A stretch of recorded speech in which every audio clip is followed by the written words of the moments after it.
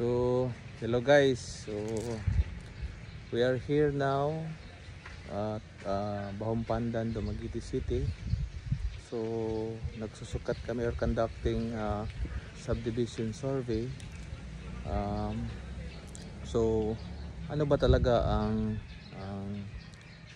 importansya ng isang relocation survey bago mo bilhin at bago ka magtayo ng bahay sa property na nabili mo or sa property na mana mo. So importante talaga siya kasi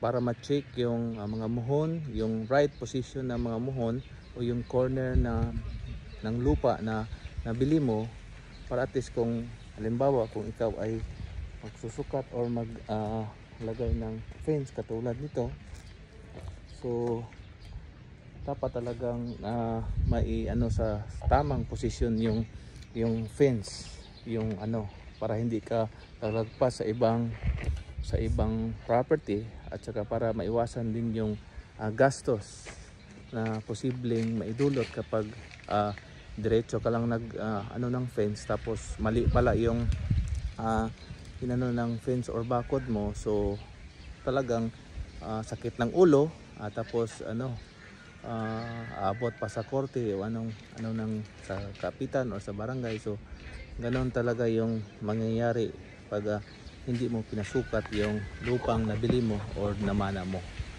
So kailangan mong mag-hire ng isang geodetic engineer o isang surveyor para at least ma-check talaga yung perimeter ng lupa na nabili mo or namana mo. So yun ang importante, at ang importansya ng isang geodetic engineer, o dapat kang mag-hire ng isang geodetic engineer o isang surveyor bago mo bilhin o bago ka ng improvements sa lupang namana mo or nabili mo.